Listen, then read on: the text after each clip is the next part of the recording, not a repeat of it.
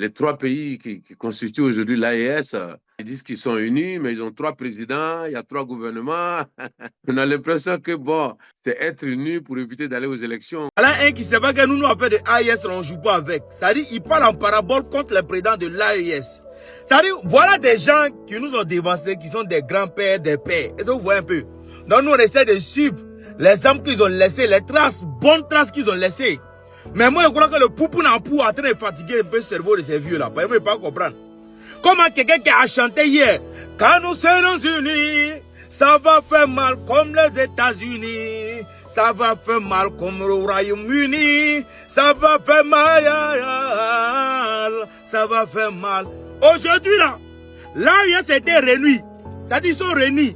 Toi, il y a de cela des années ici, des mois, tu es sorti ici pour dire tu défends l'AES, tout et tout. Toi aujourd'hui, après 1 an ou même 2 ans, tu viens t'asseoir pour dire non, que l'AES c'est une organisation pour ne pas créer pour ne pas faire des élections, pour ne pas aller aux élections. Donc toi, quand nous serons unis, ça va faire mal là. Tu chantais ça pourquoi? C'est-à-dire, voilà les gens, en réalité les gars ils travaillent pour l'impérialisme. Parce que s'ils ne travaillent pas pour l'impérialisme, ils vont comprendre que des gens qui sont en train de combattre pour changer leur pays.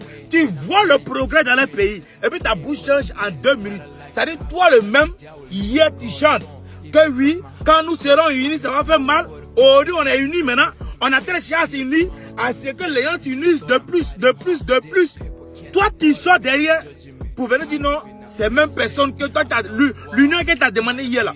Tu viens dire les gens là qu'ils ne sont pas dans la vraie union. Qu'ils sont dans l'union pour ne pas faire élection. Mais vieux, tu es malhonnête. Pourquoi vous êtes mauvais comme ça même? Pourquoi vous êtes comme ça?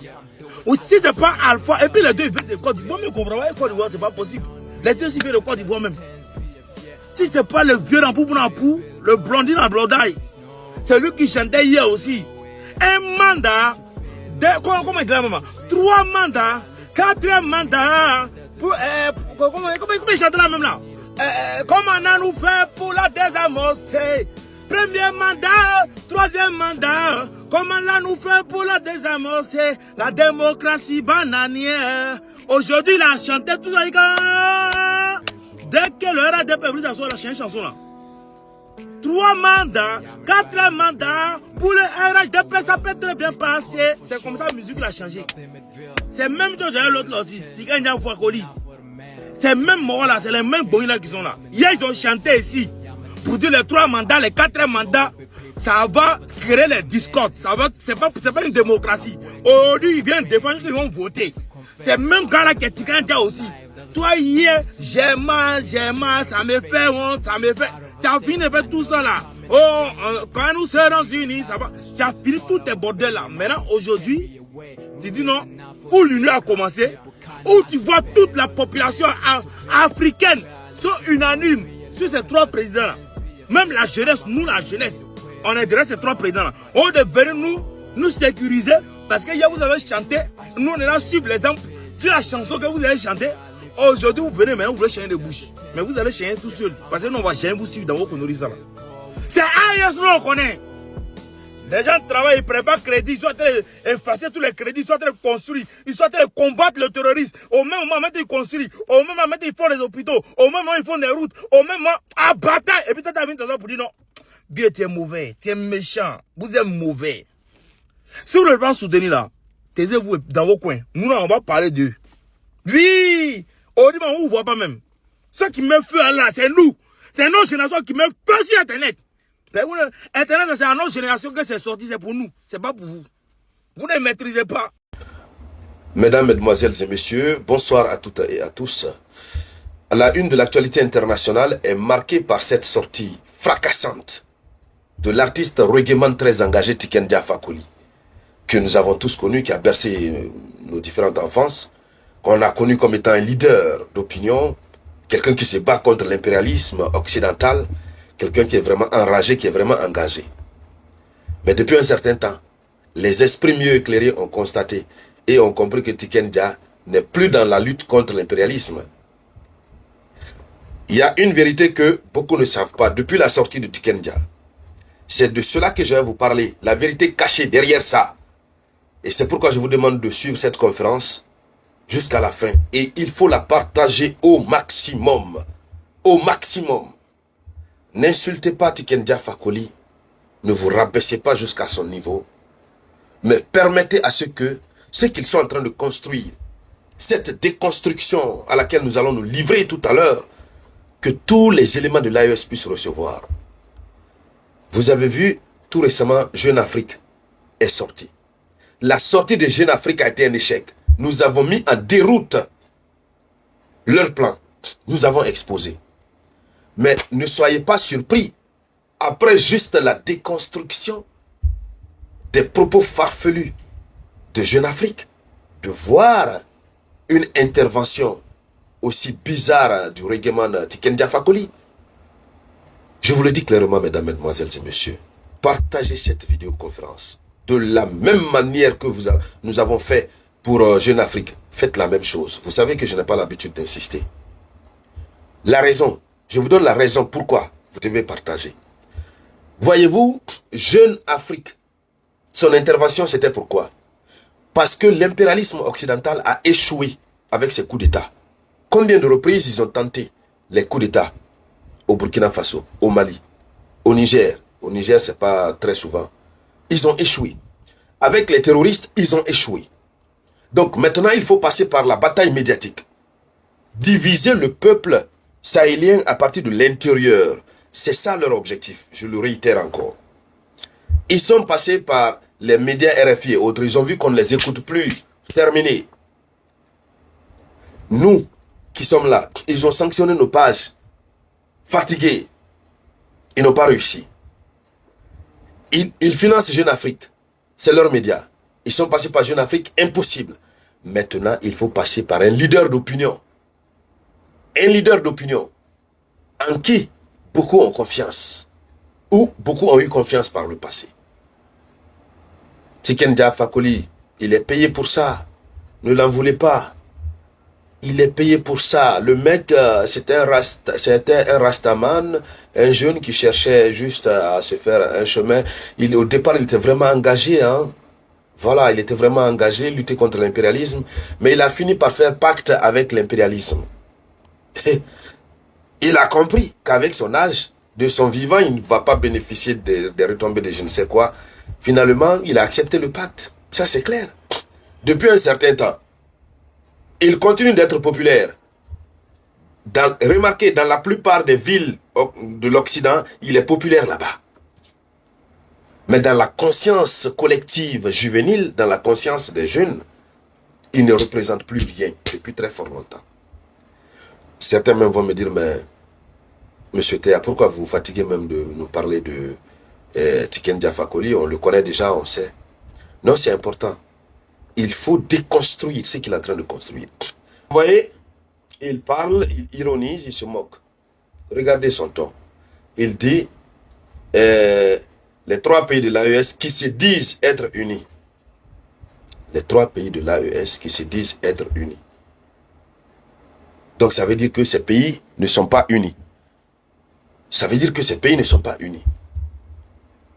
Tiken Jah Fakoly, il se moque de l'AES. Ils ont bien choisi leur cible, hein, leur acteur. Choisir Tiken Jah Fakoly. Nous savons combien de fois Tiken Jah Fakoly a toujours été aimé au Mali, au Burkina Faso. Parce qu'il a toujours été une référence. Mais si on le voit parler comme ça aujourd'hui, il faut comprendre simplement. Ne l'en voulez pas. C'est l'argent qui le fait parler comme ça. N'en voulez pas à Tiken Jah Fakoly. Je vous montre une capture. Hein. Je vais l'afficher ici. Laissez-moi faire afficher. Oui, vous allez voir. Voilà. Qu'est-ce que Tiken Jah Fakoly dit? Ça, c'était le 19 mai 2022. Tiken Jah Fakoly a dit, imaginez le Mali et le Burkina Faso de Sankara ensemble comme un seul pays, dans la lutte contre le terrorisme ainsi que dans la résistance face à l'impérialisme. Ce pourrait être le début des États-Unis d'Afrique, le rêve d'un Rastaman. Et maintenant, c'est lui qui disait ça. Maintenant, quand ce début-là, c'est qu'il souhaitait en 2022, si maintenant, là, ça se concrétise, parce qu'en ce moment, la confédération de l'AES en tant que telle n'existait pas. C'est tout récemment, ça a été bien structuré. Ils se sont dotés de leur drapeau, de leur hymne, Pour tous ceux qui me suivent ici depuis fort longtemps, on a toujours donné toutes ces informations ici.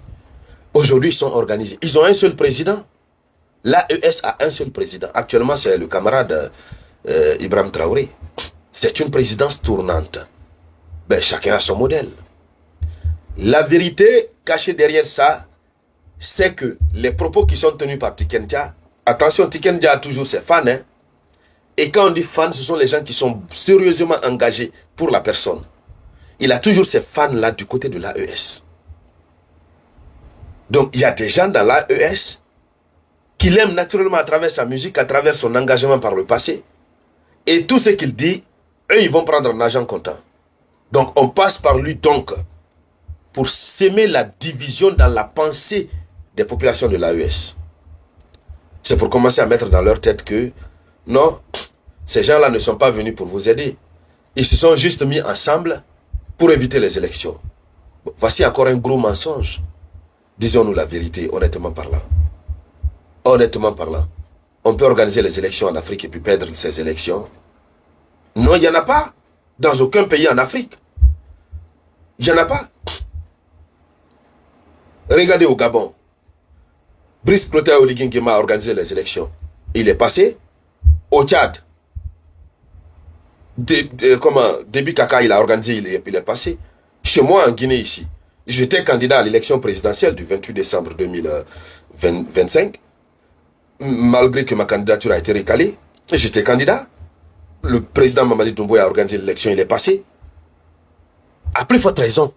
Ici, en Guinée, par exemple, il y avait des oppositions farouches. Il y avait des gens qui étaient opposés.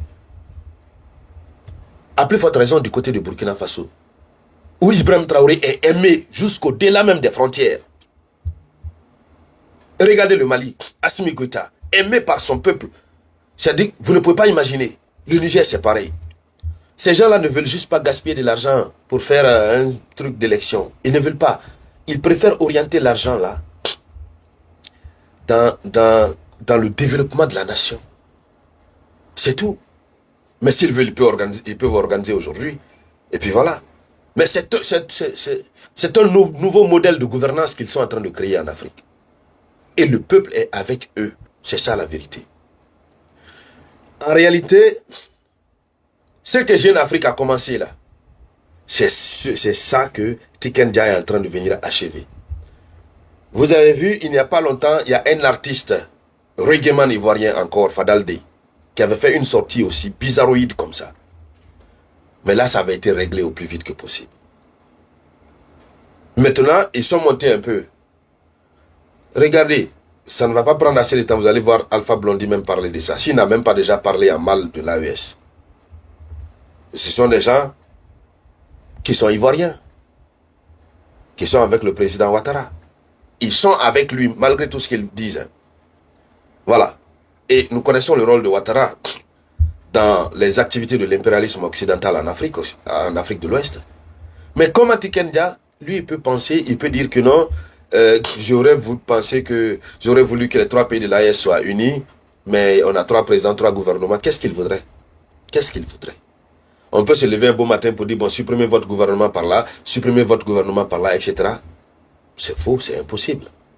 C'est la première fois de toute l'histoire de l'Afrique moderne, l'Afrique des indépendances, depuis que l'Afrique a accédé aux indépendances, de voir une telle confédération naître. C'est la première fois. Il faut saluer ce qui vient d'être fait, soutenir, encourager. Mais on ne peut pas naître aujourd'hui et puis commencer à marcher. Même Tienik Banani, il n'a pas fait comme ça. C'est impossible. La vie, c'est petit à petit. Alors, au peuple de l'AES,